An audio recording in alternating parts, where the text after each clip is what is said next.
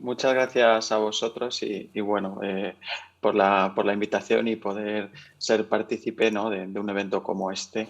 Sí quería daros unas pinceladas de la aplicación de la inteligencia artificial en el mundo de la ciberseguridad, que desde luego es algo pues, que no es novedoso, ¿no? Como vamos a ver, se lleva haciendo pues, desde hace bastantes años, pero que tiene pues, muchos matices, ¿no? Y es un poco eh, lo, lo que vamos a ver y también cómo están haciendo uso los malos, que por supuesto al final la tecnología pues, no está solo en beneficio del defensor, ¿no? También del atacante, y vamos a tener un poco esa doble mirada de cuánto de esto hay en el mercado ya, cuánto están utilizando los malos y bueno, cuáles serán los siguientes pasos que están por llegar y por venir.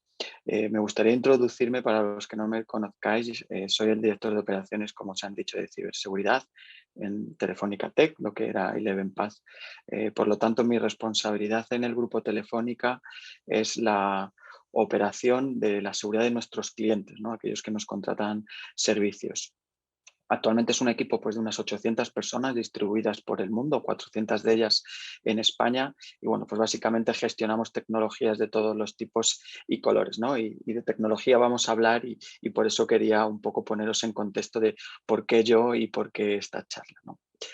Si hablamos un poco de la ventaja competitiva que tiene la inteligencia artificial como tal dentro de la ciberseguridad, pues nos podemos encontrar un arma de doble filo, ¿no?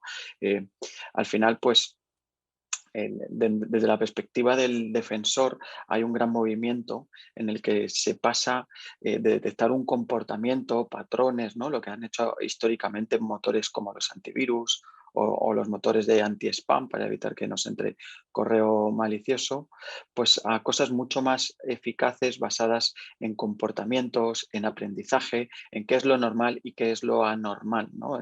Dentro pues, de los distintos protocolos o redes que vamos luego pues, a ver también un poquito más en profundidad. Desde la perspectiva del atacante, pues como al final hay un aprendizaje, hay también un riesgo, ¿no? Asociado a todo lo que tiene que ver directamente con la tecnología de la inteligencia artificial y más concretamente del machine learning, puesto que ya que ponemos a aprender a una máquina, ¿no? con datos, con lo que denominan datasets, pues también se pueden inyectar comportamientos maliciosos para hacer pensar a esa inteligencia artificial que esos comportamientos maliciosos son normales, ¿no? Al final lo que estaríamos haciendo, ¿no? O provocando en ese caso es un envenenamiento de la inteligencia artificial para que diese por bueno algo que realmente es malo, ¿no? Estos ataques son conocidos, se llevan utilizando también en distintos modos y bueno, pues también vamos a verlos un poco por encima. Em, bueno, sabéis que no hay nada perfecto, ¿no? En la inteligencia artificial pues hay un aprendizaje, tenemos dos tipos de aprendizaje, el que está más supervisado por personas, ¿no? Y hay una supervisión donde lo que se aprende pues tratamos de que esté acotado o no, ¿no? O directamente pues se provee de la información de estos datasets y bueno, pues el aprendizaje es automatizado, ¿no? Lo que también tiene pues más riesgos, ¿no? Desde este punto de vista de la infección. Ahí veremos pues, casos concretos, ¿no? Y documentos, malware ya creado, que también utiliza este propio aprendizaje, ¿no? Y podríamos decir que son dos inteligencias artificiales peleándose una contra la otra, ya que una trata de identificar un comportamiento malicioso y otra trata de evadir esa inteligencia artificial. Tenemos peleando el robot contra el robot. Hay un último punto, ¿no? Que es también muy relevante, muy relacionado con la inteligencia artificial, pero vamos a decir que es otra tecnología, que es todo lo que tiene que ver con la gran escalabilidad que proporciona pues, el mundo del cloud, del big data, del procesamiento de información de forma masiva. Todo esto pues, al final lo que hace es facilitar y generar que la inteligencia artificial pues, sea realmente más inteligente, ¿no? Al final, en ese proceso de aprendizaje, pues con cuantos más datos, mayor inteligencia. Esto mismo ocurre en la parte de los atacantes, ¿no? Cuanto más información provean al atacante, más información sea capaz de gestionar y aprender, pues también va a ser ataques más elaborados y vamos a ver un ejemplo.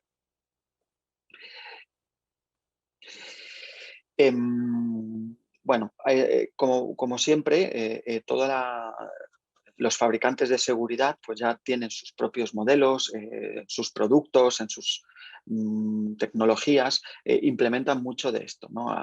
Pero la realidad es que la magia no existe, ¿no? Para mí es una de las grandes conclusiones. El uso de la inteligencia artificial, sobre todo Machine Learning, es habitual, podría decir que desde hace una década o más en algunas tecnologías de seguridad. Ahora, no está exenta de errores, ¿no? Esa información tiene que tener calidad.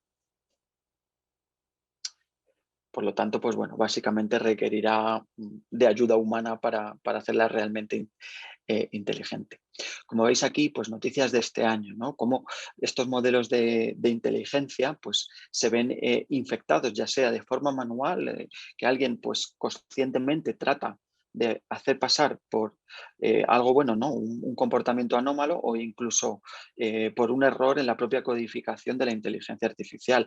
Hay un caso, ¿no? Muy popular y que siempre se pone de ejemplo, que es el bot que creó Microsoft en redes sociales, ¿no? Que dejó libre para que interactuara con personas y que iba aprendiendo según las respuestas y lo que leía en las redes sociales, que en apenas unas horas acabó siendo pues, un bot de inteligencia artificial, pero con connotaciones racistas, machistas, ¿no? Porque al final no sabía interpretar ironías, sarcasmos, etcétera.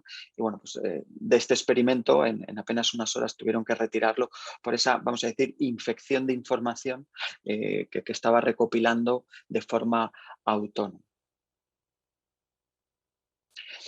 Un ejemplo muy claro, ¿no? Al final de cómo funcionan estos datasets, pues, y simplemente por terminar de entenderlo, ¿no? Cuando estamos enseñando un modelo de lo que es un perro, ¿no? Y esto pues es ahí como primero de inteligencia artificial. Si ponemos 3 imágenes de un perro, como las que estáis viendo, ¿no? Donde además del propio perro en sí, pues hay un simbolito, ¿no? En la imagen, la inteligencia artificial podría llegar a deducir que todo aquello que tiene ese dibujito es un perro, ¿no? El hexágono rosa, ¿no? Dice, oye, si tiene esto es un perro. Por lo tanto, la foto de un gato que también contiene pues, ese mismo componente, esa misma figura, pues la va a considerar un perro, ¿no? Y esto al final, pues aplicado a otros modelos en cuanto a la ciberseguridad ocurre, ¿no? Vamos a verlo en casos, por ejemplo, en la protección de la información, donde se reconocen imágenes pues, para identificar fotos de tarjetas de crédito, por poner un ejemplo. Yo tengo almacenadas fotos de tarjetas de crédito porque pues, lo requiere mi negocio. La inteligencia artificial va analizando esas fotos y va identificando que hay números de tarjeta de crédito, los panes, los primeros números para saber de qué proveedor es, etcétera. Bueno, pues esa identificación también realizada mediante aprendizaje pues puede verse interferida por modelos maliciosos. Viendo ataques, ¿no? Que han ocurrido, documentos, herramientas que existen públicas ya en cuanto a la inteligencia artificial, pues nos encontramos un paper y una herramienta denominada DeepFish, ¿no? Que al final, bueno, pues básicamente ha aprendido en base a un montón de URLs, ¿no? Coge un dataset de URLs de phishing sobre las que se hace clic en el correo y las pone a prueba contra motores anti-spam, de detección de correos maliciosos, y es capaz de determinar qué formato debería de tener una URL para tener un mayor éxito de evadir un control de seguridad que está detectando phishing, ¿no? De este experimento, de esta prueba, ¿no? y de esta herramienta, pues se llegó a concluir que prácticamente de un 0,6 de ratio de éxito. Vaya, que había que ver que apenas pasaba, de 200 correos pasaba uno bueno, pues llegaron a mejorar y a componer URLs que tuvieran un ratio del 20%, ¿no? Mucho más alto para saltarse esos controles de seguridad pues, que tienen todas las grandes compañías y bueno, pues proveedores de correo electrónico en general. Esto mismo aplicado a adivinar usuarios y contraseñas, ¿no? Y los ataques de fuerza bruta, que son también muy comunes, ¿no? Donde pues un intruso trata de probar un montón de contraseñas contra un usuario conocido. Al final tú puedes probar 1 millón de contraseñas o 1.000 millones o probar 100, ¿no? Pues para determinar cuáles son las 100 mejores palabras a probar, ¿no? A intentar acceder con ellas, también se ha generado una herramienta, un documento, un paper, ¿no? que soporta la creación luego de esta utilidad, de cómo mediante datasets de contraseñas que ya se han volcado anteriormente, de filtraciones de información, ¿no? Lo que se denominan los data leaks, y no confundir con los data lakes, sino data leaks de data lakes, la información robada de usuarios y contraseñas, donde sabemos que hay contraseñas ya válidas, ¿no? Y podemos pues hacer un aprendizaje de cómo utiliza el ser humano esas contraseñas. Pues, por ejemplo, la inteligencia artificial es capaz de deducir que nos gusta poner el año en el que estamos y el mes, ¿no? Como contraseña, si me la pide rotar hoy, pues pondré julio 2021, ¿no? Y me genera diccionarios teniendo en cuenta ese tipo de comportamientos humanos o con nombres y apellidos o comportamientos más humanos que de máquinas o basadas en diccionario, ¿no?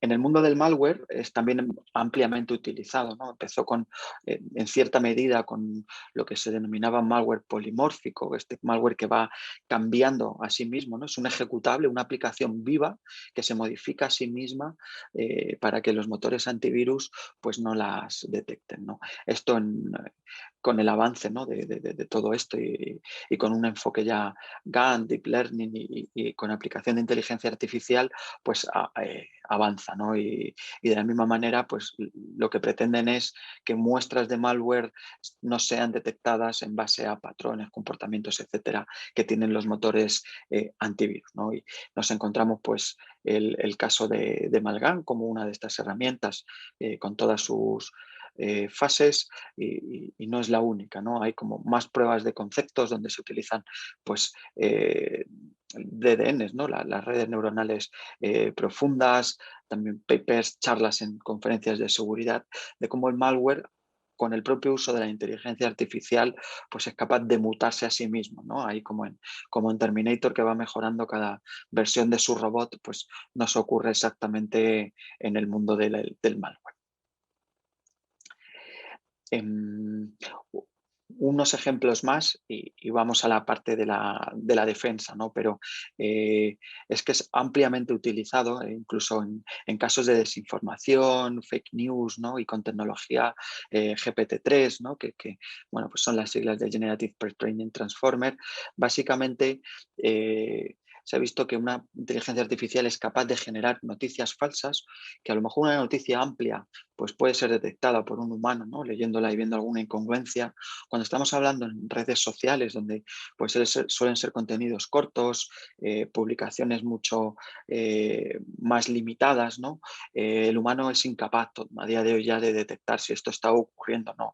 Y de hecho hay casos que ya se están estudiando donde, bueno, pues ha habido distintos grupos, organizaciones que han puesto inteligencia artificial a su disposición pues para contradecir que el cambio climático estaba ocurriendo, ¿no? Y publicaciones en redes sociales como Twitter o Facebook con fake news generadas de forma automática.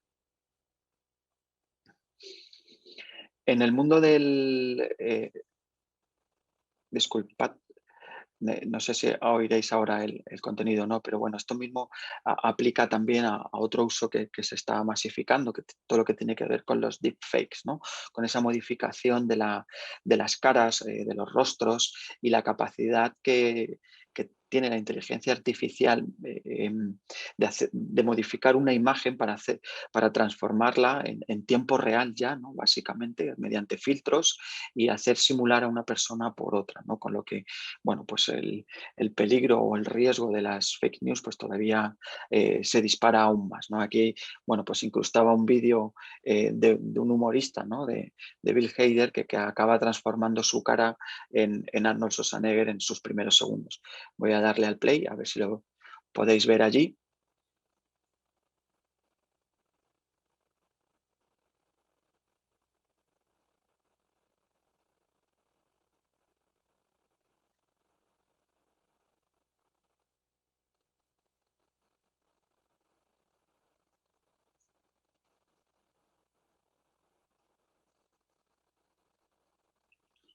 Bueno, como ejemplo lo hemos visto ahí en tiempo real, muy parecido al, no sé, al morfismo que se hacía, ¿no? Que ese cambio de caras con las que jugábamos, la diferencia es que ahora ocurre en tiempo real, que alguien es capaz de plantarse casi como si fuera un filtro de Snapchat o de TikTok, hacerse pasar por, no sé, un presidente de una gran compañía y decir que va a vender la acción o que, no sé, cualquier tipo de fake news que pudiese trascender, ¿no? Y por lo tanto, pues el riesgo está ahí y bueno, pues todo esto gracias a o por culpa de, en este caso, la inteligencia artificial que es capaz de generar un modelo de datos de cómo es un rostro y ponerlo y compararlo contra otra inteligencia artificial para saber si realmente es ese rostro, ¿no? Y a base de ese aprendizaje, bueno, pues generar eh, este efecto de simulación de personas, ¿no? Un último caso que también es bastante conocido, ¿no? La modificación de voz. No solo se pueden modificar rostros en tiempo real y hacer fake news, sino que el tradicional fraude del CEO, en el que un CEO pues, llama a su director financiero, por ejemplo, y dice, oye, tengo una operación de adquisición de una compañía o necesito hacer transferencia a un proveedor urgente, por favor, transfiere tanto dinero a tal cuenta, ¿no? Que es un fraude que lleva ocurriendo años, ya sea por correo electrónico o por voz, pues se le ha dado una vuelta más con la aplicación de la inteligencia artificial y ahora es capaz de simular también la voz, ¿no? Yo he visto casos reales y hemos participado en incidentes reales, esto en primera persona, ¿no? Donde realmente ha habido un fraude del CEO con una llamada, pero afortunadamente el responsable del banco reconoció que la voz no era realmente la de la persona que decía ser y no se llegó a realizar esa transferencia. ¿Vale? Pero el intento del fraude estuvo ahí. Realmente si hubiera ocurrido, ¿no? Utilizando más tecnología, implantando morfismo de la voz, pues es muy probable que esto ocurriese, ¿no? Y aunque parezca increíble, este tipo de fraudes pues son más habituales de lo que nos podríamos imaginar, ¿no? Nadie quiere llevar la contraria a su director general y por lo tanto pues se hacen transferencias de importes además generalmente bastante elevados. Muchas veces pues también es fácil recuperarla, ¿no? Depende cuando muevan el dinero de rápido, pero este fraude pues es una realidad y eh, con la modificación de la voz pues es todavía más sencillo ejecutar. Vamos a la parte de la defensa. No solo todo es negativo, ¿no? ¿Cómo se aplica esto en el mundo de la ciberseguridad? Y os cuento unos cuantos ejemplos y lo dejamos abierto a preguntas. Bueno, vamos a encontrarnos, como decía, inteligencia artificial, sobre todo machine learning, en casi cualquier plataforma de hoy en día de fabricantes y casi cualquier fabricante de nueva generación, ¿no? Los mundos de los EDR, Endpoint Detection and Response, que son esos agentes que se instalan ahora en cualquier estación de trabajo, en cualquier servidor, y que lo que hacen realmente es generar telemetría, como la genera pues un Fórmula 1 en una carrera y sabemos exactamente a qué velocidad va, cómo va de depósito, qué temperaturas. Los antivirus, prácticamente el antivirus tradicional ha muerto, larga vida al EDR, donde se genera telemetría, qué documentos se abren, a qué conexiones se conectan esos ordenadores, qué está haciendo, qué comando se ejecuta, qué aplicaciones, en qué horario. Se genera pues, un dataset gigantesco por cada uno de esos endpoints, se aprende y de ello se saca pues, conocimiento para identificar ya no patrones de malware, ya no firmas de malware, ya no se busca malware, realmente lo que se busca es software bueno haciendo el mal, porque también los malos han aprendido que es más fácil utilizar software bueno, comandos del propio sistema operativo, scripts en PowerShell, cosas que son legítimas pero usadas de forma maliciosa. La única manera de detectar esto es con EDRs que bueno, os podría hablar mucho porque es como una pieza fundamental hoy en día en la estrategia de cualquier compañía de seguridad y toda esta telemetría acaba formando modelos, ¿no? de machine learning, aprendiendo y generando alertas, ¿no?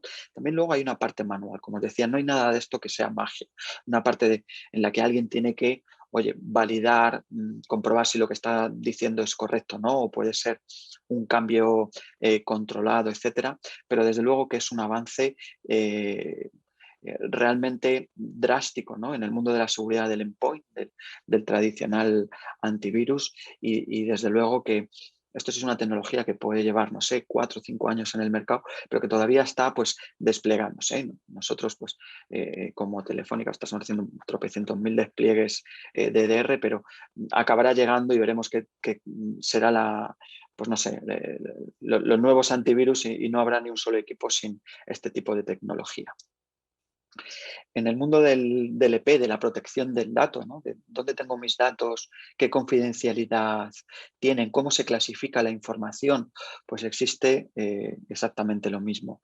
Modelos de aprendizaje, ¿no? que tratan de reconocer pues, el sector en el que estoy, qué tipo de información manejo, cuáles son las palabras pues, más comunes a mi sector. No es lo mismo, por ejemplo, pues una compañía que se dedica a la gestión de fármacos, ¿no? Donde Viagra, pues para ellos es una palabra normal, que cualquier casi otro sector donde, oye, Viagra ya suena a phishing, ¿no? Esos modelos de aprendizaje, de identificar mediante las imágenes también y el reconocimiento de imágenes qué información hay, cuál es la clasificada, cuáles no, pues también son comunes en los productos de DLP, ¿no? Y casi señalo DLP porque en el resto de tecnologías pues nos vamos a basar en cosas similares, pero en el DLP es que pone como un poco más de foco, ¿no? en lo que es el reconocimiento de información en imágenes. Sistemas de monitorización de seguridad, ¿no? Los famosos SIEM, donde se generan alertas y donde se va aglutinando, ¿no? Como si fuera ya un data lake más que un sistema de seguridad, información de otros elementos de la red, de otros sistemas de información. Pues yo ahí recojo los logs de los firewalls, recojo los de los antivirus o cosas del EDR, los accesos que me vienen por un directorio activo, cualquier información de un sistema que me pueda dar contexto a qué está ocurriendo en mi compañía. Los modelos de aprendizaje pues, también tienen su razón de ser. Por ejemplo, hoy un administrador de sistemas no se conecta nunca a las 5 de la mañana, ya se conectó uno. ¿Esto es normal? Sí o no. Voy a generar una alerta. Eso al final es aprendizaje, simplemente por horas. No es perfecto, pero existen, ¿no? Luego se pueden ajustar muchísimo, como cualquier otra cosa.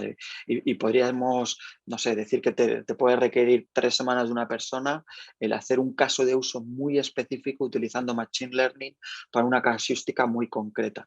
Pero es cierto que cualquier fabricante de nueva generación de este tipo de tecnologías, aquí traía un ejemplo de Splunk, pero muchos otros también, ¿no? Pues ya traen unos presets de Machine Learning aplicada a esta generación de alertas basada en la información y en los datasets que recogen de otros elementos. Correo electrónico, pues muy tradicional también, ¿no? Ya no va de detectar la palabra Viagra o la palabra, no sé, pinche aquí o, no sé, la factura de un proveedor de servicios, sino pues en analizar todas las cabeceras, en compartir toda esa información, en que cuando algo se determina que es malo, además se comparta pues desde una perspectiva global, ¿no? Con todos los clientes, con las mismas plataformas. Bueno, yo creo que el correo electrónico prácticamente ha sido uno de los primeros sitios en los que se lleva aplicando hace más de una década todo el mundo, todo lo que tiene que ver con el machine learning. No sé, sí que es cierto que se le va dando distintos enfoques, ¿no? Y ahí por poner un ejemplo de otro fabricante, pero por mencionar alguno, ¿no? Proofpoint dice, oye, antiguamente pues cogíamos unos cuantos puntos, ¿no? de información para generar estos datasets y esta inteligencia, ahora pues cogemos muchos más, ¿no? Y además los compartimos globalmente.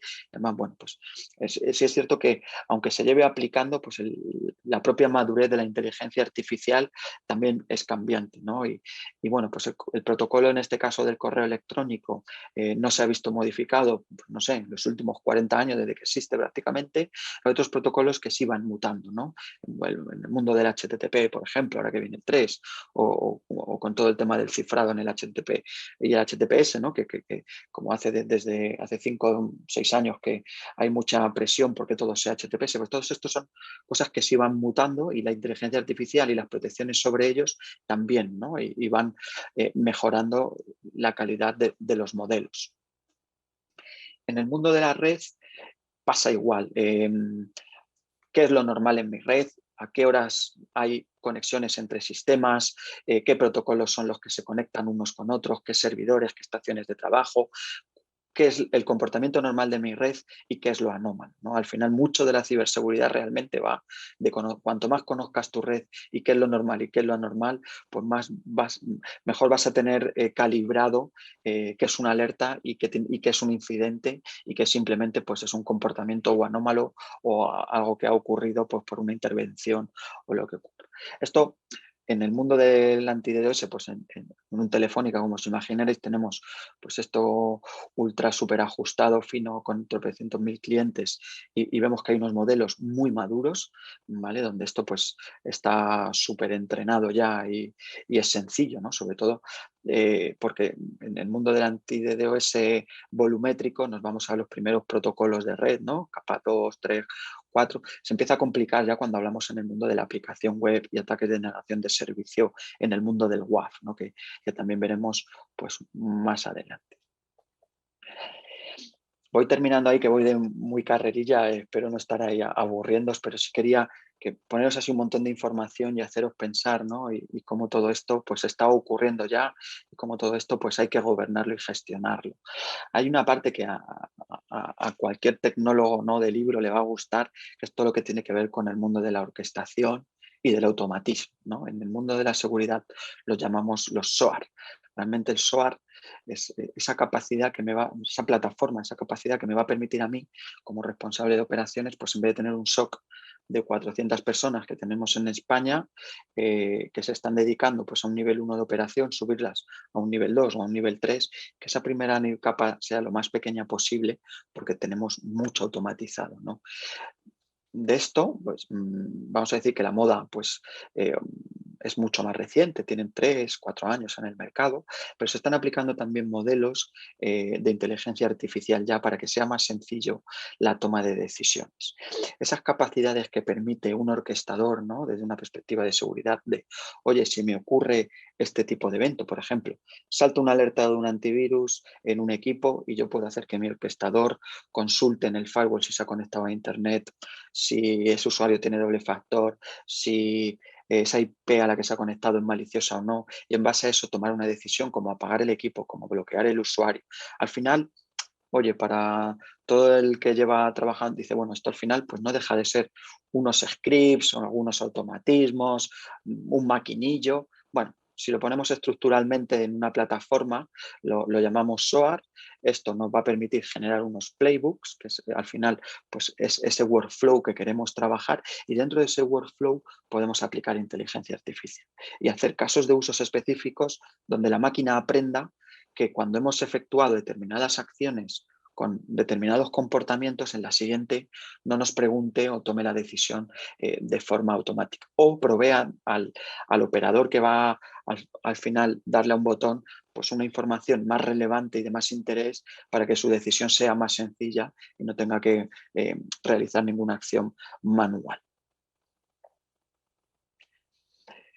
Vamos terminando con el mundo de la aplicación web, ¿no? Y en el mundo del WAP, como pasa también hablábamos en el mundo de la red, con el anti-DDoS. En el mundo de la red también hay otros elementos que tienen mucho de Machine Learning, como lo que denominan NTAs, ¿no? Así como la palabra vamos a decir, de ese grupo de tecnología, que es una sonda de red que escucha anomalías, no solo enfocada a las denegaciones de servicios, sino a cualquier anomalía de red. En el mundo del WAF pasa exactamente igual, que conceptualmente y a muy alto nivel es lo mismo que en el email, en el anti-DDoS. Es decir, aprendo qué es lo normal del tráfico de una aplicación web, yo pongo esto a escuchar, aprendo cuál es el tráfico de mis clientes, cómo se conectan pues, a mi negocio, cómo transicionan, cómo compran o cómo venden, no sé, da igual lo que sea que están haciendo, cómo reservan un viaje, da igual cuál es mi negocio, pero dejo un elemento aprendiendo y cualquier desviación de ese aprendizaje lo bloqueo, genero una alerta, se debe analizar, etcétera, ¿no? Y todo esto, pues al final es una manera de machine learning, ¿no? Es una manera de inteligencia artificial. ¿Qué ocurre si mediante ese aprendizaje pues estoy recibiendo ataques, que es lo más normal del mundo, ¿no? Hay ataques, no sé, de bots, etcétera. Bueno, pues vamos a decir que como el dataset es tan grande, el ataque al final se va a ver muy reducido y va a entender que no es algo que deba aprender. Pero desde luego no está exento, ¿no? de los problemas que hablábamos inicialmente, ¿no? De esa inyección maliciosa de información para que lo que es un ataque se aprenda como algo malicioso. Pero bueno, entraríamos ahí en todo el detalle de cómo evitar este tipo de cuestiones, cómo cada fabricante implementa los datasets, cuáles son los puntos de los que aprende, cuáles no, ¿no? En el mundo del HTTP, pues por ejemplo, oye, cualquier user agent que no sea conocido, mírate todos los que te llegan, pues los que te tengan pocas peticiones son maliciosos. Habrá 300.000 casos dependiendo del protocolo, dependiendo del fabricante, dependiendo de la tecnología y la implantación, ¿no? Y bueno, pues vamos a decir que es la parte divertida y apasionada de este mundo de la ciberseguridad, que es compleja y bueno, pues por lo tanto, como decía, divertida, ¿no? La propia complejidad. Y, más que esto, pues cualquier cuestión que os pueda resolver. Y no sé, espero que os haya parecido, no sé, curioso por lo menos. Mucho más que curioso, Alejandro. Ha sido muy informativo y un poco, como diría yo, impresionante, ¿no? Por no decir asustante o otras cosas, ¿vale? Pero muy interesante. No tenemos mucho tiempo, vamos con retraso, así que solo voy a abrir la oportunidad de una pregunta. Si alguien la tiene, se la lleva.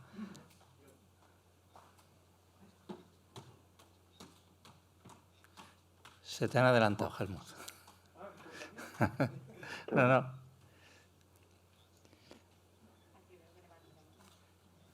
Alejandro, has citado, perdona, buena presentación, excelente, mejor dicho diría.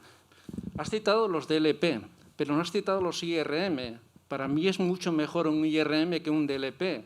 ¿Cómo trata la inteligencia artificial precisamente la IRM? Gracias.